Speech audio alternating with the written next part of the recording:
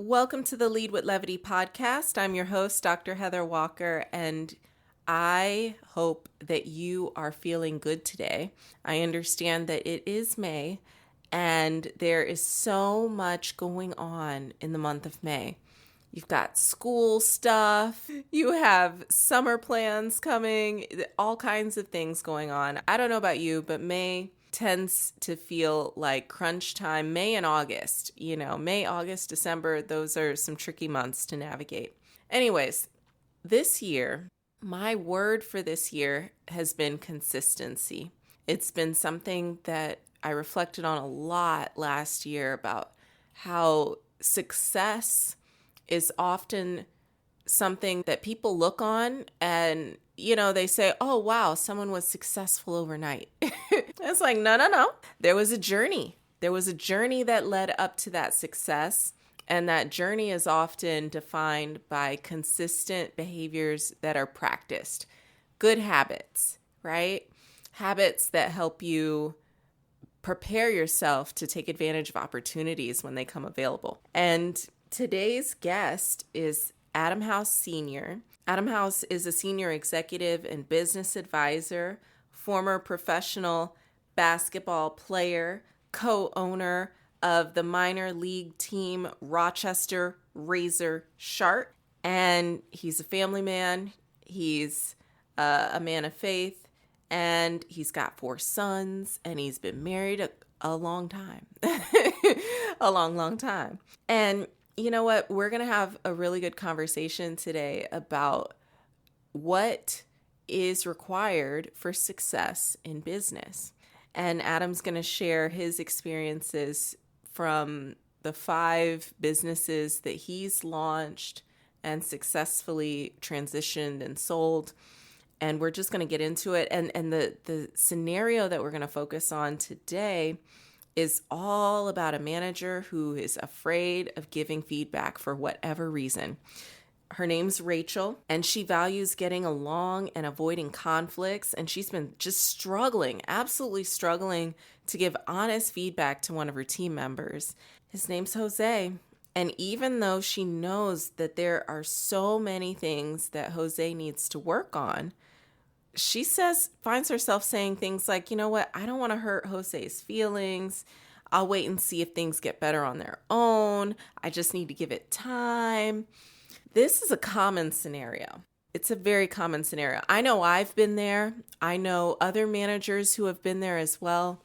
And it's a growth opportunity for sure to make sure that you are giving people feedback, the kind of feedback that they need to grow personally, professionally, to be able to hit targets and to be successful in their jobs. And not just their current job, but their future job. You have a big role to play in that. So we're going to talk about that today. And I'm going to pick Adam's brain about that and get his thoughts on how he would navigate that situation. I look forward to sharing this episode with you. And if you like it, don't forget to subscribe so that you can get those notifications for future episodes. It's time for a sneak peek. Sneak peek, sneak peek. If you're trying to build a brand on social media, there's a difference between building an audience and a following and building a business. So if you have a good product, people will find you. If you have a good message, so I think it's just very easy if you're on Instagram or LinkedIn. Every reel is some coach that's going to teach you how to scale to a $20 million business in 2 years, 6 months, or whatever the number is. The only gimmick, that I've told people is to learn or know that there aren't any gimmicks, right? That's the only thing. There's no shortcut. If I knew how to build a $10 million business in 6 months, I wouldn't tell anybody. I would just do it. And now, on with the show.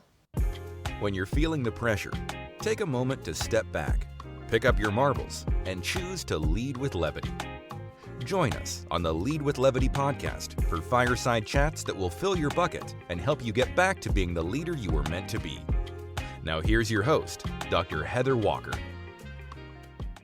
Welcome to the Lead with Levity podcast. I'm your host, Dr. Heather Walker, and I have the pleasure of sharing this space today with Adam House. Adam is a serial entrepreneur, a business advisor, and you know what? He's also a former professional basketball player and co-owner of a minor league team out of Rochester, New York. I'm so excited to have a conversation with him today, to pick his brain, to share his message and his expertise with all of you today. So, Adam, how are you?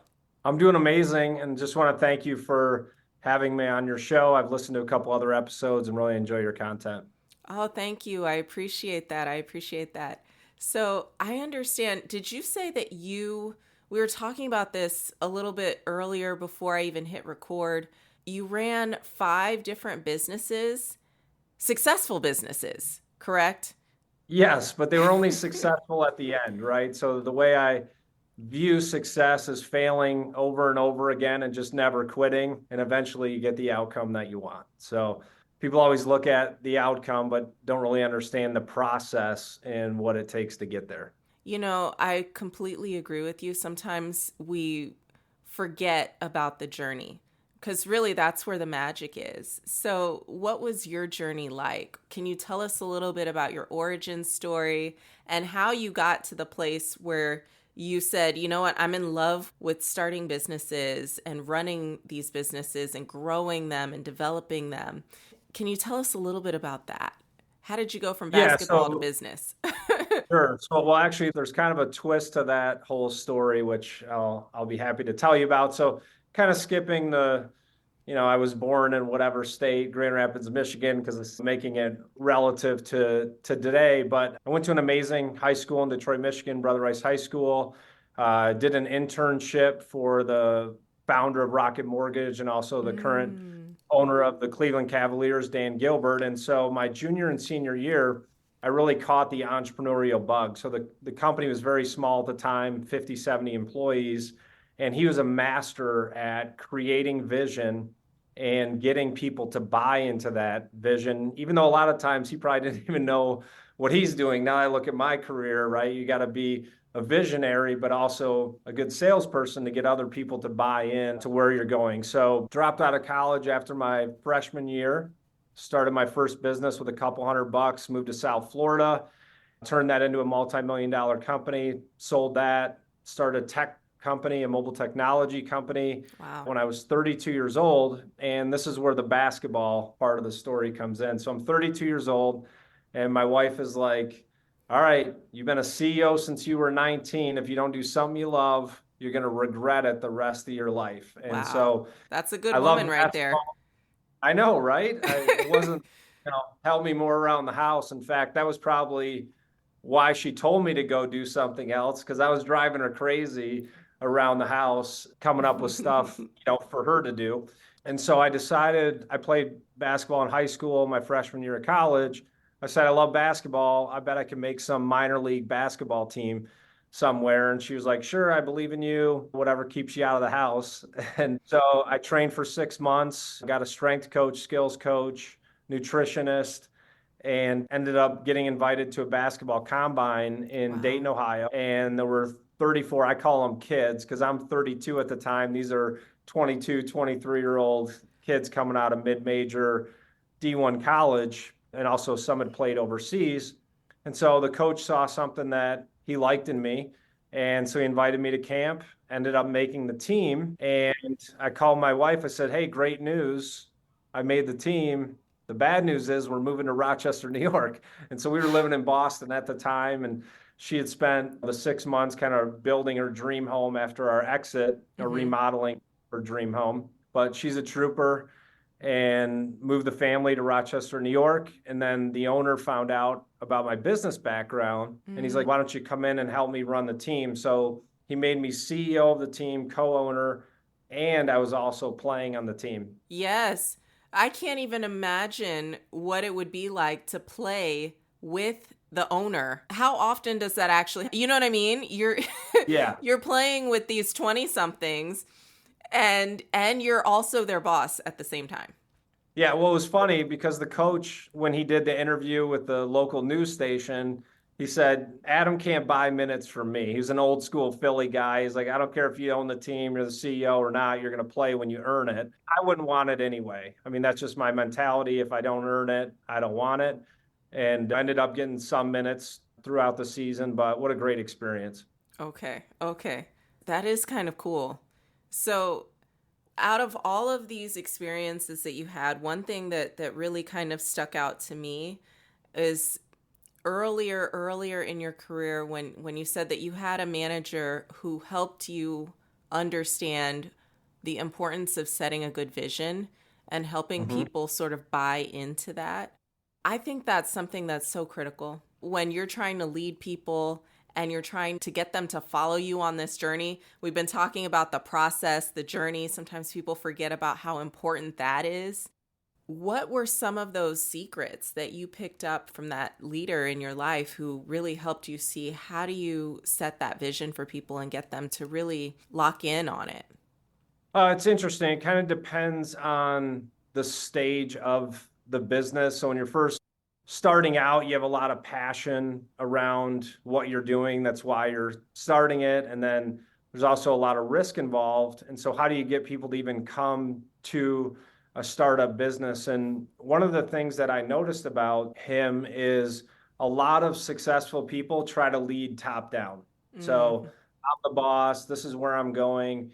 And his strategy, and something that I adopted early on and helped lead to a lot of my success, was bottom up buy-in, right? And so you're meeting with your team, you kind of set the North Star of where you're going, but what role are other people going to play in helping you get there, right? That Mm-hmm. old African proverb, you want to go fast, go alone. You want to go far, go together, right? So Mm. how are we all going to be a part of this vision? And it's not like you're letting the tail wag the dog. Like, you are the boss, you're the CEO, but the more input that you can get from other people, and a lot of the ideas are similar to ones that I would have, but if it Yes. comes from them, they take a sense of ownership, like, hey, that was my idea, I'm contributing to the overall vision. So when things are difficult and you have those late nights or working on the weekend, like, they're all in because they Mm-hmm. contributed to where you're going. So that to me has been really one of the pillars to my success, and also empowering the people around me. Oh, for sure, for sure. And they have a sense of ownership as well, which you definitely want that in startup mode. Oh And you're yeah. trying to get all of these ideas and trying to get everyone to do as much as they can to make business viable. When you were going through all of these things and building up these businesses, I'm really just wondering about how you balance that. One thing that I think is really cool about you is your values. You care about faith, family, and actually having a personal life, which as an entrepreneur, sometimes that sounds like some weird thing, almost like winter to me, personal life. What's that? How did you balance those things? How did you bring a little bit of levity into your world? Well, it's funny that you mentioned it's like winter. And what I've learned over the last 25 years, and now with my new business, House of Bricks, we're actually giving business advisory services to entrepreneurs. So how to start, scale, and exit your business for a high multiple. But the season parallel is really recognizing the season that you're in life, right? Mm. And so in the winter, you need certain tools to survive. In the spring, you're planting. In the fall, you're harvesting. And so, and it wasn't something I knew right away. So my first two businesses, there was definitely collateral damage, just grinding myself to death, pushing my team, the impact on your marriage, your kids. And so my wife and I just have grown to a point where we're kind of communicating like, okay, this is a new business. We're planting seeds. Like, this is going to be more weight on her with the kids, and they all play hockey. So it's driving to Mm. practices and this and that. And so just, I think it's just seasonal awareness of where you are in life, what you're trying to accomplish, and what is the cost for you to accomplish what you want. And so when you're gaining in business. Sometimes you're giving up time in your family. The one thing I try not to sacrifice is my faith, just kind of keeping that front and center, keeps me stable and grounded and helps me lead my family in a quality way if I can't give them the quantity at that time. Yes, yes. Yeah, there's one concept that I've kind of lived my life by for many years. It's the four burner theory. I don't know if you're familiar with it, but basically the concept is, imagine that you have a stove with four burners, and one of the burners is family, one is friends and social life, one is career, and one might be, I don't know, health or spiritual, or I can't remember what the fourth burner is. That tells you a little bit about what's going on in my life. So the idea is that high performers, people who are really prolific, getting a lot of things done, your Elon Musks of the world, if you will, they focus on one or two burners. And then, they deprioritize the other two, because if they're trying to put their energy into every part of their life, then they're not going to get as far. So they found ways to take some of those challenges out of their life. Like the late, oh my goodness, I'm blanking on his name right now. Apple. Steve Jobs. Yes. Okay. Oh my goodness. You know how he took the decision for what he was going to wear out? Like, I don't even need to think about that. I'm not going to prioritize what I wear. I'm just going to wear black. I'm just going to wear these jeans. So finding ways to kind of deprioritize or have others fill in for you in those areas, like, okay, I might be doing a lot at work, but the housework is not getting done. Can someone help me clean? So are there any tricks or anything like that you've picked up over time that have helped you be successful, but then also still have a clean house, still get everything that you need done at home too? Well, I'm laughing because I just posted on my Instagram story today a picture of me taking a trash bag out and tagged my wife on it so she can say Adam doesn't help around the house. So it depends. I think I try to delegate, and I don't want to call them like low impact things, but I have kind of a God-given ability to do things a certain way in business that 95% of the people just don't, or don't have the skills yet. So how can I delegate those lower impact things like checking email or posting on social media? Like, how can I get someone to do those things so I can focus on, the higher impact visionary things? Because if you're always working in the business, it's very difficult to work on the business. So I try to create that space. And again, there's different seasons in that as well, where the business is at, what your capital situation is, if you can afford to delegate that. Most times, like my first business, I was doing everything. I was sales, I was marketing, accounting, finance. So it just depends on the season of the business. But the more of that you can delegate, the more space it's going to create for you as an entrepreneur. And on the Steve Jobs comment, it's funny, my wife tries to organize my closet so I wear some of the different clothes. She's like, you wear the same 4 shirts, every week. Like, no matter where she'll like hide the other shirts in the back and, the ones I always wear, and somehow I just navigate to those. So No. I like that about Steve Jobs. Yes. There are lots of things to not like about Steve, but I can get behind, all right, I understand the concept here with clothing and everything. And what you said, I think that's something that is a lesson for people who are in any leadership role.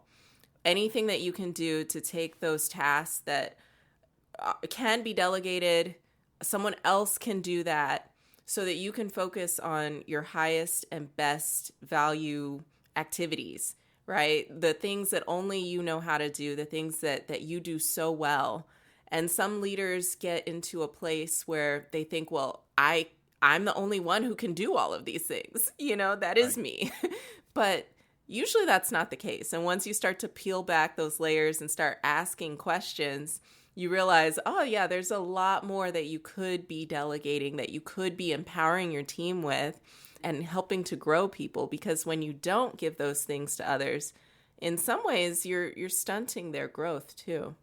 That's a great point. Good Yeah. perspective. Yeah. So what has helped you in your quest to help others? So when you're working with businesses as an advisor, what do you draw from? What has helped you? I've definitely had to build some new muscles in Mm-hmm. doing this. So like you just said, delegating within your business is one thing.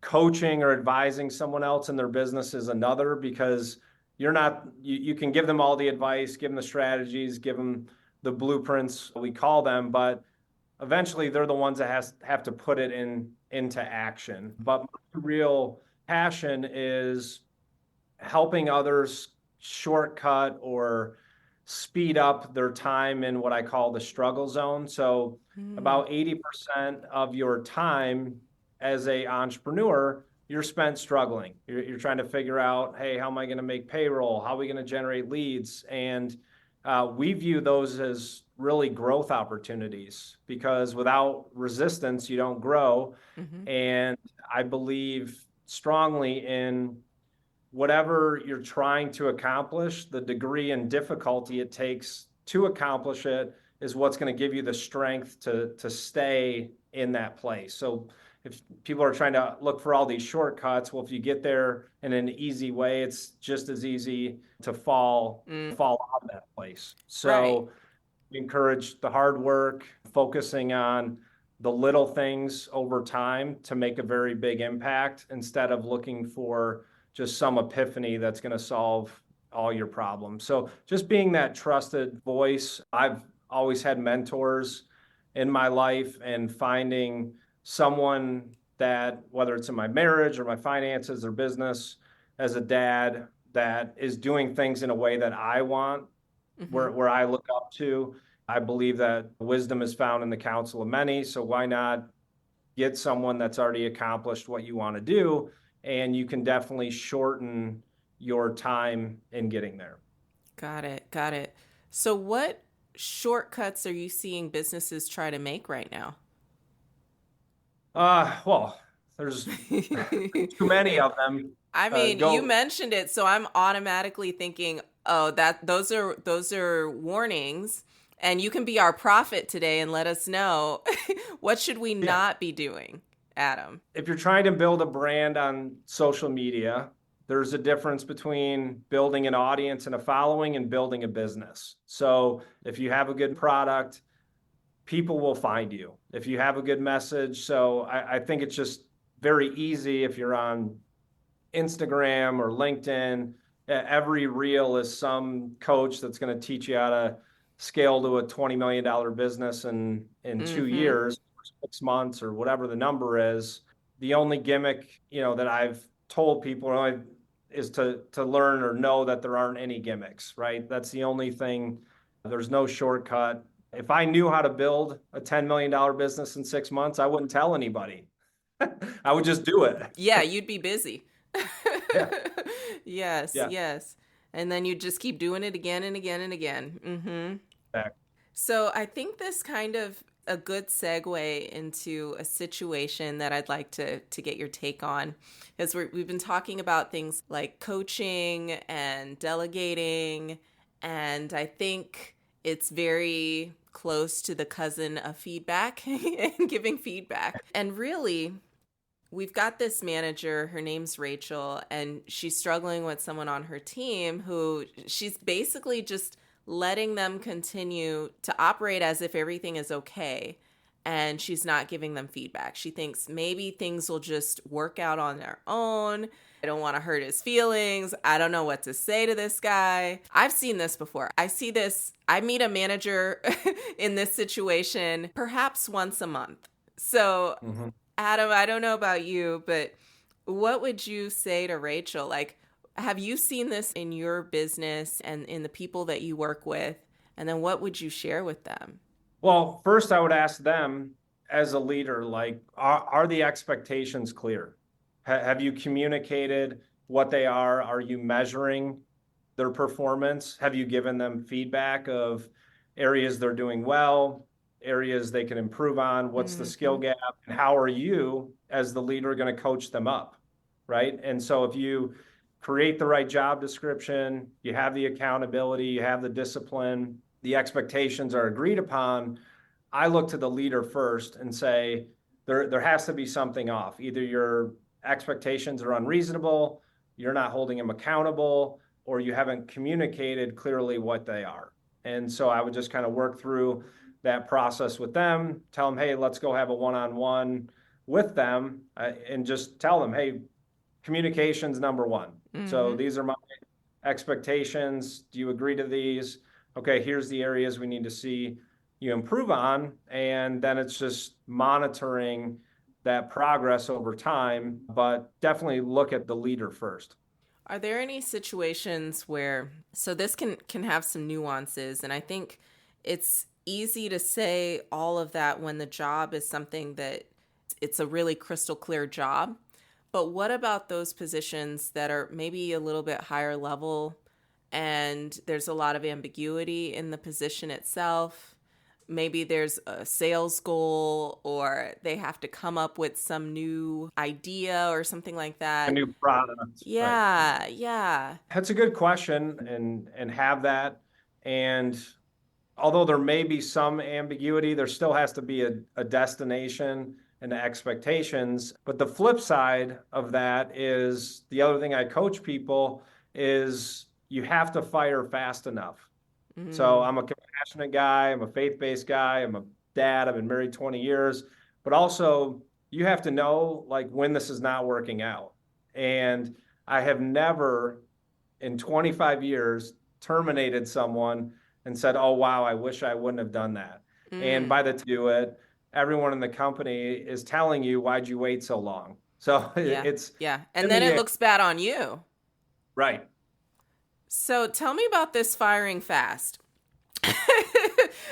Firing fast enough. So what are some of the signs that you look for when you're deciding, oh, okay, I don't know, I think I need to cut the cord on this one? The first thing is the culture. If they're not a cultural fit, and it's not that everyone has to get along, but if they're not bought into the vision, and again, I've run startups all the way up to 25 or $30 million companies, but they're not, I don't have thousands of employees. So it'd be easy to be at IBM and it'd be tough to get everyone culturally fit or even know as the leader of a large company like that. But if they're not fitting into the culture and not bought into the vision, it's pretty tough to turn that to where they are bought in. Yes, yes. And that's an interesting one, because it's like, how did you get through the interview process? Interviewing people's stuff. Yes. It sounds good. People know what to say.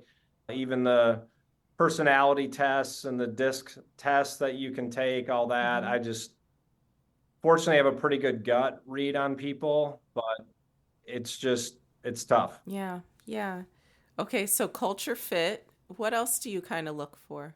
Well, if it's a sales job, unfortunately, and fortunately, it's performance-based. And so I'm pretty clear in communicating what the expectations are. And again, I look to coach people up.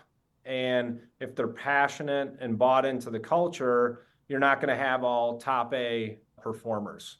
But if you are coaching them up and they're not growing, then it's just not a fit. And like you said earlier, the leader didn't want to say anything, or you like the person or whatever, but it may just be my German heritage. It's crystal clear here, black and white. Yeah, that's it. Yeah. So it's just, I think it all starts again with communication, having clear expectations, and not being met. You try to coach them up, coach them through it. And then if it's not working, it's not a fit for them. People don't like to underperform at their job. That's and right. You have to know that as well. And it's not a great thing to terminate someone, but it could lead to their next opportunity. Very, very true. So, Adam, are you out of the business of launching new businesses? Or are you still doing this? Well, it's actually more launching of businesses now. So I have a podcast And I launched the business advisory service this summer. And now I'm helping other entrepreneurs launch their businesses. So I take not investment ownership, but just personal ownership of wanting to see them succeed. So I'm really helping 5 businesses the current time start, and then advising a handful of others that are multi-million-dollar companies trying to get to the next level and position for a big exit. So it sounds like it's still a good time to start a business for anyone who is thinking about it. Best time to start was yesterday. The second best time is today. So take action, step into your dreams, and fail a million times, and it'll end up in success. Yes. So thank you. This has been such a good conversation. And I'm curious, so you've got all of these businesses going, you've got the podcast. If anyone is interested in learning about you, listening to your podcast, where should they go? They can go to my website, so adamhousesenior.com. I have a junior. So adamhousesenior.com. You can find me on Instagram, adamhousesr, and you can check out our podcast on YouTube called The House of Bricks, which is teaching people to use life's experiences for them. Like bricks, you can either carry them with you and they weigh you down, or you can lay them down and build a strong foundation, using them as building blocks for success. That's cool. I was waiting for you to say, or you can throw them. That is option 3. When you get fired, you can throw them at your boss. So. Well, yeah, you can throw them at something. I mean, yes. So the House of Bricks, this is awesome. Adam, thank you so much for joining us today. I hope that you have a wonderful day, sir. Thank you very much, and I appreciate it, and look forward to speaking to you again soon. Thank you. Thanks for tuning in to the Lead with Levity podcast. To get resources mentioned in this episode and find out what we're all about, check us out at leadwithlevity.com.